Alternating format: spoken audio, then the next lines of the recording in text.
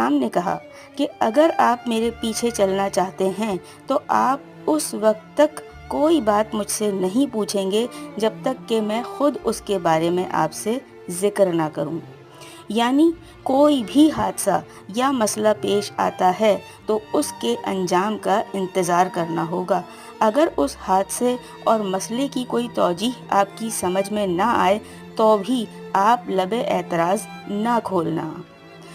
आयत नंबर 69 में ये काबिले तवज्जो एक नुक्ता है कि जब सब्र करने की बात हुई तो उसके साथ हज़रत मूसा अलैहिस्सलाम ने इंशाअल्लाह कहा, लेकिन नाफरमानी करने के वादे के साथ इंशाअल्लाह नहीं कहा। चुनाचा बाद में हम देखेंगे कि उसी वादे की खिलाफ वर्जी आपसे हुई जिसके साथ इंशाअल्लाह नहीं कहा गया था। इस हवाले से उसी सूरत का वो हुक्म भी जहन में रखिएगा जिसमें हुजूर